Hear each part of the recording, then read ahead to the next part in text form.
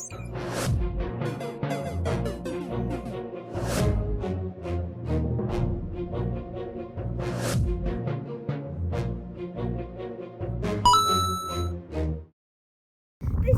structure that you see in front of here is one of the first stone structures in history. It was made by a very smart and brilliant architecture called Imhotep. And this type of architecture is called step pyramid. And this is also the first pyramid in history. Do you know what all of this means? Yeah, of course. It's one of the most important chambers inside the tomb of Khagimni, one of the noblemen, high officials. There was a vizier and a judge at the time of King Teti in 6th dynasty. So we can see all the pictures around the wall here are showing people here are carrying different jars. Okay, and big containers from either alabaster or pottery jars here. So we can see all of them holding these things here. For example, the little head no. Okay, so here they used to have a kind of liquids or oils that also used in ancient Egypt. Other oils also could be made from other herbal things that the ancient Egyptian people they use and to be kept here. Other jars are containing water, like this one here behind you. We can see the word water, mo, okay, which means water in ancient Egypt. So the people here they bring all the stuff to let the soul able to recognize the person, and the name will be written. Ka Gemni is written everywhere around the wall. There's also a big figure to represent him again. Ka Gemni is standing here to let his soul able to recognize him once more, because they believe that the soul of the person, she needs also the food and the liquids. That's why they bring all the liquids and the food inside the tomb to stay together with the body for the journey to the afterlife. Okay? And you were also saying before that that when it's like a nobleman, a mortal man, what they would say, they always have like this sitting thing. Yeah, in a chair, he's still in a chair to show that he was in a high job, high position man. Okay, he was like a minister or the chief of judge in ancient Egypt. So he's sitting here on a chair beside his name Kagim, just to reflect his respectable job. And they also used to put like this oil to Very make good. it slide. Very excellent, right? So they pour the oil here on the floor, just underneath the sledge, to smooth the movements of these heavy containers over the sledge. And you see here the figures of the workers here just double, which means they are just pulling to the tomb heavy blocks and heavy things here. They're real artists, so they like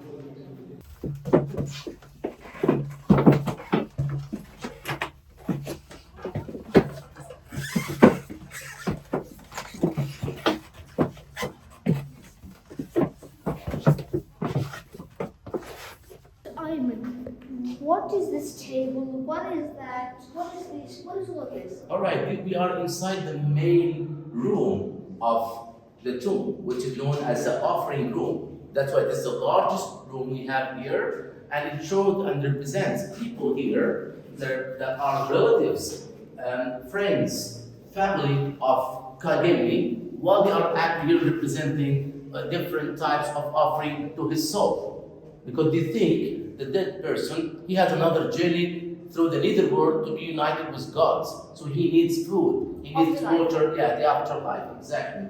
That's why the pictures here or the reliefs are representation of people carrying, for example, ducks, okay, some kind of mutton, calf. We can see other animals, flowers, birds. It's all offering to be offered to the person because he is now in Jet, the house of eternity. House of eternity, all right? So these are the tables where they used to keep the offering inside. So we used to protect. Yes, exactly. When you come to the desert, you bring all the food. Sacrifice. Exactly. Here, exactly. But more than that, there's an important thing in front of you. This is known as a false door. False door. What is the function of the false door? The false door, it is believed by historians, this is a gate to open to the spirit of the person, to be united with his body again. So all the hieroglyphs that's written here, in fact, are some kind of magical words or magical spells. So when the soul coming back has to mention these hieroglyphs. So like people come here with animals. They put them here. Wait, do they bring them dead or alive? No, we bring them either could be cooked or could be also most of them like not just live. Yeah, just like food, real food. So Yeah. they put it Right. here, and Yeah. after here, there's one guy here. Yeah. Saying this stuff. No, not one guy. It's at the story here. This is only the spirit, the soul of the person, the soul of the Kagemi has to come through this gate, which is known as false door. Oh, so it will open or? It's just a symbolic door. It's not open, okay? And this represents everything. Yeah, the hieroglyphs, which is all like these are like prayers. Because when you see the hieroglyphs written like this from up to bottom, mean these are prayers, prayers and religious texts. Prayers and religious text. So this must be mentioned by the soul of the person to enter, to come, to get the food. Okay? And what about this thing? Okay. This is also places to keep the offering around the whole location. And here you can see a representation of Kagemi while he's sitting in front of a big offering table, all kind of food. And there is interesting word written here like thousand. Maybe on the other wall it's much more clear. You see there's an ancient Egyptian number, 1,000, repeated over the walls on top here. Okay, and underneath each sign, you can see there is like a kind of animals. So so you just want to say, we have offered you 1,000 of ducks, 1,000 of cows, 1,000 of muttons, 1,000 of deers, 1,000 of meat, 1,000 of jars, 1,000 of water, of everything. So that acts means 1,000. Yes, exactly, it's like 1,000. And in Egyptian, Kha, this was the sound. so you used to read from up to bottom. The hieroglyphs, yeah. No, not, I mean, I can read hieroglyphs from different directions, but I mean religious text, up to bottom. But I can read here from right to left. It depends on the direction of writing. Like here, you can see all the birds are facing right side. Right side, that means we read from right to left. So we read this way. But when they face Look in the other as well, they are facing the other way. They will read from left to right. Oh, okay. Okay? It depends on the direction. Which like here, people are facing this direction, so we read from this way. But after when they have text from like up to bottom, Just or to we the- start from Up from the top, yes. what was the religion? What was the name and what were they worshipping in? Now, the ancient Egyptian people, they believe there is a motive power, there is a God behind everything in our nature, all right? So they believe there is a God for the sun, which is named Ra, okay? In fact, the ancient Egyptian people, they didn't worship the sun itself. They worshiped the power behind the sun that gives the sun a power to shine up, and then the sun set, and then it comes back, all right? Which was called Ra, the sun god. This is one of the main names of the god, of the sun god, that they're called Ra, all right? Even for the land, for the earth, they believe there's a god called the god Geb. And for the sky was called the goddess Nut, goddess of the sky. And in the ancient Egyptian mythology, they believe, Eating it, right? Like the sun. yeah, the sun, it's exactly. going down. That's right. So the ancient Egyptian people believe that goddess Nut and god Geb, they got married together.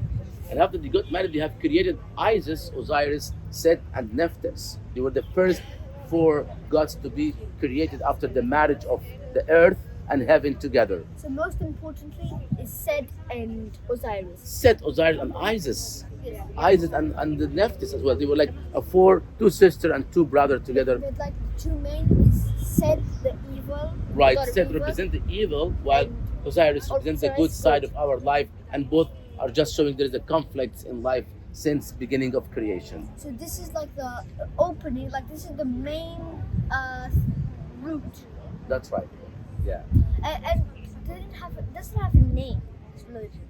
No, it doesn't have the ancient Egyptian religion. In fact, doesn't have like a special name like we say Christianity, Islam, Judaism. No, it wasn't like this because at that time, as I said, they believed in polytheism. It's like different religion or different gods. Okay, and each god is responsible for one thing. Right? That's why at the beginning was started like this. Like smoke, fire. Right. So I think that that was very helpful. Thank you, Ivan. Thank So, you. Yeah.